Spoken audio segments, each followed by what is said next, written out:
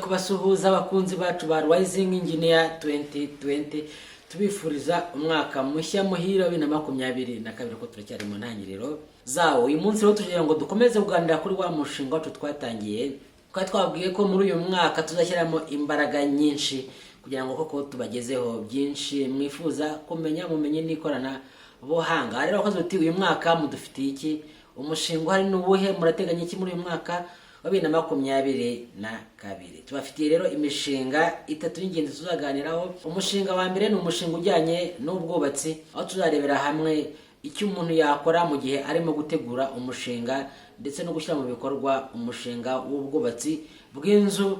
Cyane cyane tuzajya dutanga n'urugero twakoresha igihe umuntu akora inzu yo kubaka yo guturamo, ariko kandi tuzakoresha cyangwa se ubwo ibyo tuziga tuzajya tubona byanafasha mu byo gukora ku nzu y'ubucuruzi. Umushinga wa kabiri tubafitiye muri uyu mwaka wa 2022 ni umushinga wo kubashakira abatumirwa batandukanye bafite ubumenyi bwihariye mu byo dukeneye kumenya mu by'ubwubatsi, mu bumenyi n'ikoranabuhanga ndetse no kurengera ibidukikije. Yabaza hano ku rubuga rwacu bakatuganiriza, mukabaza ibibazo bakabaha ibisubizo. Umushinga wa gatatu bo ni imishinga itatu dufite. Umushinga wa gatatu ni umushinga wo kuzajya dusura ahantu mushaka kuhagenda mukatubwira tuzadusurira ahantu hanaha, cyangwa se natwe tukaba dufite henshi tugenda dushakisha rendezvous, dushakisha appointments kugira ngo tuzahasure tubereke byinshi bikorerwa hirya no hino, haba ari mu nganda, yaba ari imishinga itandukanye.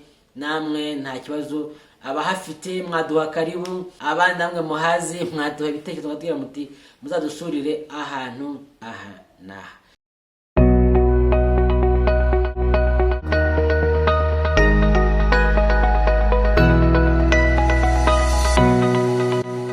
Tutabatinde rero ka uyu munsi dutangiye ku gice cya mbere cy'awa mushinga wacu w'ubwubatsi.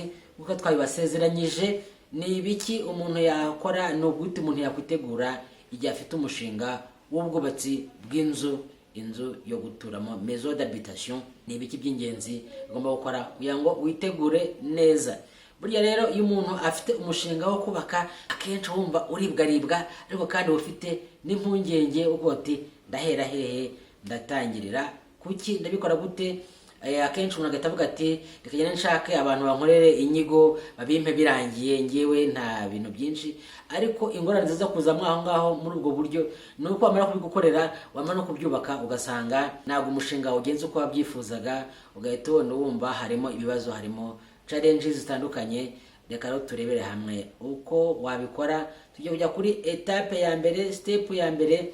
Intambwe ya mbere ugomba gutera ni wowe ubwawe kwicara ukegeranya ibitekerezo, wa mushinga wawe ukabanza ukagira ukuntu uwutekerezaho. Reka rero ahangaha dufatire urugero ku nzu yo guturamo, inzu yo gutuzamo umuryango. Dore rero ko wabigenza kugira ngo iyo nzu yawe uyitegure neza, kandi koko igihe izaba yuzuye nawe uzumve kuko uyishimiye koko yuko hagiyemo ibitekerezo byawe. Ikintu cya mbere ukora rero, niba ufite umuryango, wanashaka kuvuga umugabo, umugore n'abana, nuko mwakwicarana mukaganira kuri uyu mushinga. Uburyo bworoshye cyane rero, genda ufate agapapuro, ufata agakayi, ufate n'agakaramu, hanyuma urebe ukuntu tuzabigenza. Niba rero ufite agapapuro hafi yawe cyangwa utagafite, simbuka ugashake, hanyuma uze dutangirane tugende tureba uko wabigenza etape par etape, step by step, ukuntu wabigenza mugimo gukusanya ibitekerezo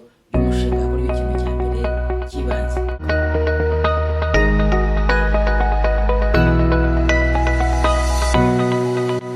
turabashimiye cyane. Dore nanjye rero afate agakayi cyangwa se agakarine nk'aka ngaka, ni ibintu byoroshye cyane.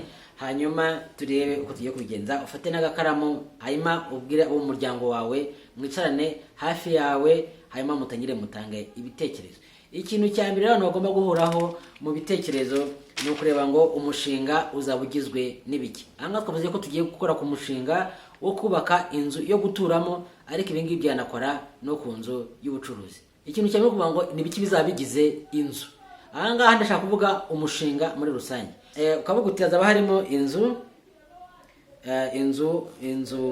yibanze, icyo bita main house, cyangwa se abanyarwanda bise ngo ni kambere. Ukavuga uti iyi nzu izaba ihari. Cya kabiri ukavuga uti nzaba mfiteho annex, kavuga uti nzamfiteho annex.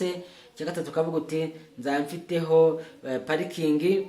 Ibi ni ibice binini cyane, binini bigize uyu mushinga, nzamfiteho parikingi n'ibindi n'ibindi.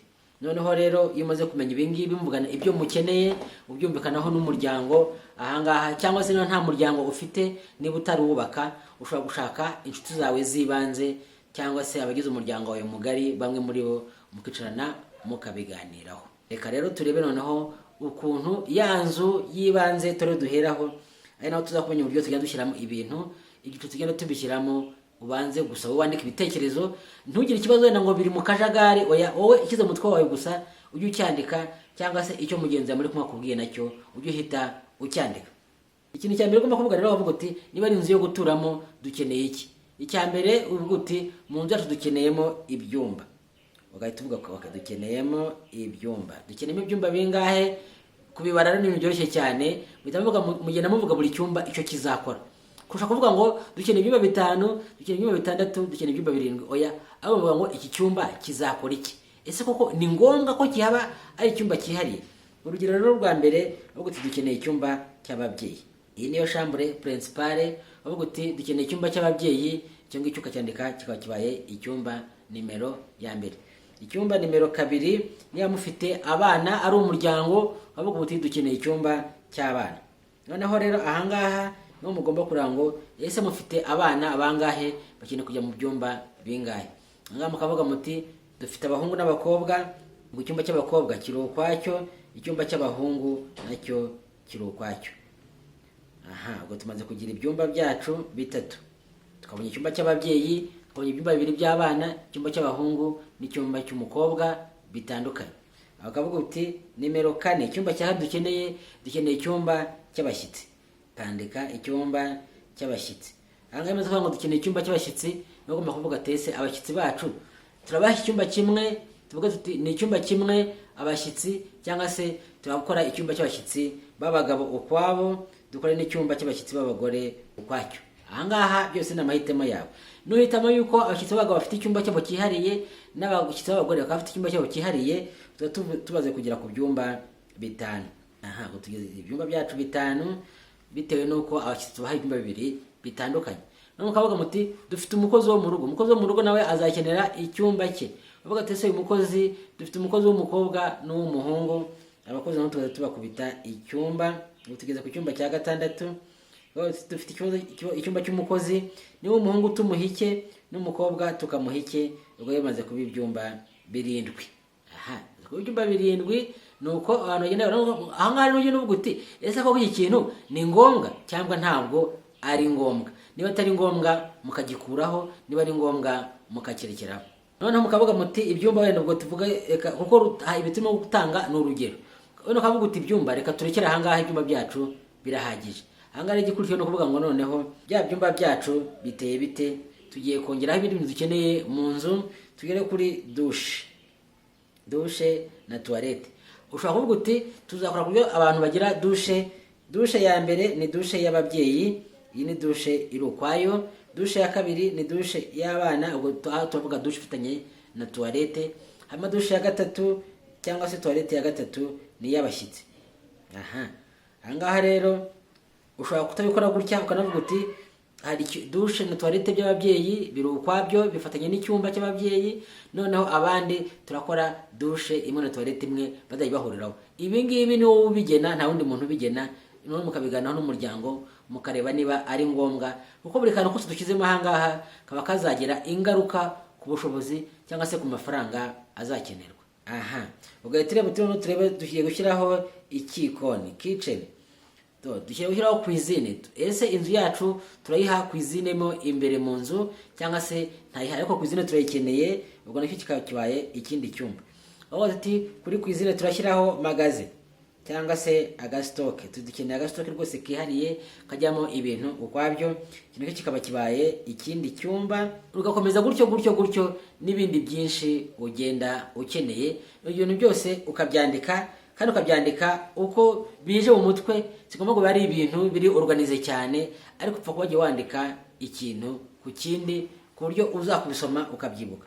Aho twarebye ku byumba, twabonye icyumba cy'ababyeyi, tubona ibyumba 2 by'abana, tubona ibyumba 2 by'abashyitsi, tubona ibyumba 2 by'abakozi, twabonye dushe 3, twabonye ikikoni, twabonye na magaze. Mu by'ukuri inzu yacu tumaze kumva ukuntu iteye. Ahangaha nta nuvuga uti noneho rero ese ibintu byose birajya mu nzu imwe cyangwa se bimwe ndevanamo mbishyire hanze. Ese ubwiherero ntabwo dukeneye ubwiherero bwo hanze budakoresha amazi bitewe n'ahantu mutuye.